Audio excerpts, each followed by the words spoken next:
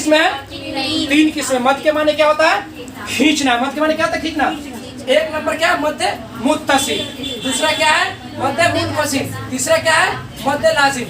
अगर किसी वजह से मध्य मुनफसिल और मध्य मुत्तसिल छूट जाता है, मध्य मुत्तसिल और मध्य मुनफसिल छूट जाता है तो गुनाह आपको नहीं होगा, लेकिन जो मध्य लाजिम छोड़ दिया वो गुनाहगार होता है।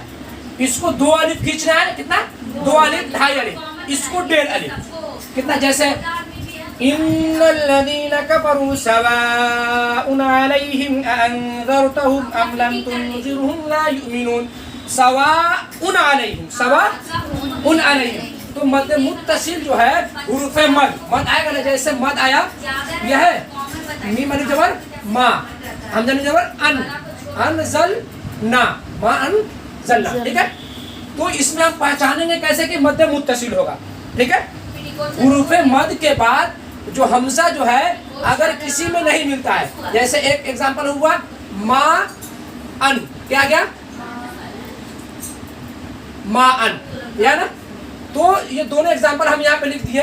तो हुरूफ मद है, मद के बाद ये जो हमजा है, मद जहाँ पे आएगा हमजा हर हाल में आएगा। हमजा की 2 शक्लें मैं बताया था आप लोग को। कितने शक्लें? 2। एक असली, एक नकली। असली हमजा क्या है? सॉरी, एक तो अलिफ हो गया। ठीक है, एक ये हमजा हुआ, तो ये भी अलिफ है, लेकिन ये कुछ देर के बाद क्या हो जाता है? हमजा हो जाता है। कैसे हमजा होगा? जब इसके ऊपर जबर, जेर और पेश ये डलाएगा ना, ये क्या हो जाएगा? हमजा। लेकिन ये खानदानी हमजा नहीं है। खानदानी हमजा कौन है? ये। जब इसके ऊपर जबर या जेर या पेश डलाने के बाद ये हमजा बना, पहले हमजा नहीं है। ओरिजिनल हमजा कौन है?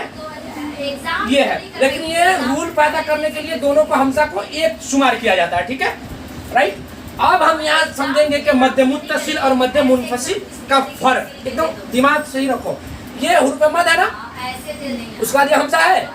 तो जब रूल पैदा करने हमजा असली हो या नकली हो, हमजा असली हो या नकली, 2 भाई होता है, एक तो सौतेला होता है, एक अपना होता है। लेकिन कितनों सौतेला ही रहा।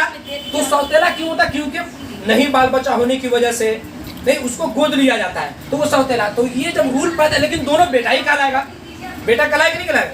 उसी तरीके से ये हमजा दोनों देखेंगे। सबसे पहले मद आएगा ना, आप ज़हन में ये चीज दौड़ाएंगे कि ये मद के बाद हमजा आ रहा है। ठीक, ये जबर हो, जेर हो, पेश, हमको उससे बहस नहीं है। हमको ये देखेगा हमजा ये अगला वर्ड में मिल रहा है कि नहीं मिल रहा है। नहीं समझे?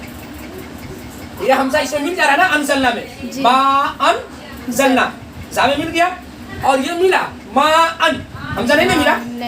तो हुरूफ मद के बाद हमजा उसी कलमे में हो, ये किसी में नहीं मिले तो मध्य मुत्तसिल होगा। मुत्तसिल के मतलब ही होता है जुड़ा हुआ। मुत्तसिल का मतलब क्या होता है? जुड़ा हुआ। और जो दूसरे में मिल गया वो मुनफसिल। समझ गए? अब एक क्या आ गया? ये आ गया आपको मध्य लाजिम। सबसे आसान तरीका मतलब मध्य लाजिम, जैसे वलज़्ज़ालिन, गैरिल मग़ज़ूबि अलैहिम वलज़्ज़ालिन, ये और आसान है, इसको समझना। और ये हुरूफ मद है ना, जो हुरूफ मद लिखा हुआ है, ये मद के बाद ये तशदीद या साकिन आएगा तो मध्य लाजिम हो जाएगा। इसको 4 अलिफ 5 अलिफ खींचेंगे, वलज़्ज़ालिन। जैसे ना दरवाजा पर आता मांगने वाला है, ए बहिना, गांव में हम लोग ऐसे ही मांगता है, ए कितना लंबा खींचता है ना, ए कोई है बउआ घर में ले। तो वैसा ही मध्य लाजिम भी समझने का क्या है? आसान तरीका। आप समझ गए? मध्य मुत्तसिल भी समझ गए। हुरूफ मद के बाद हमजा। मुत्तसिल के मतलब ये जानो जुड़ा हुआ।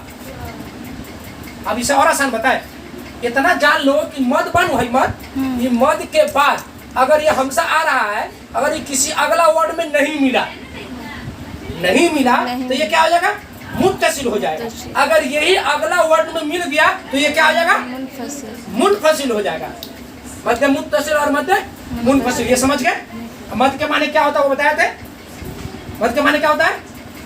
खींचना। मद के माने क्या होता है? खींचना। ये दोनों समझे। अब मध्य लाजिम भी समझ गए आप। हुरूफ मद है, उसके बाद अगर ये तशदीद आता है, ये साकिन आता है या सुकून आता है, तो ये क्या हो जाएगा? मध्य लाजिम हो जाएगा।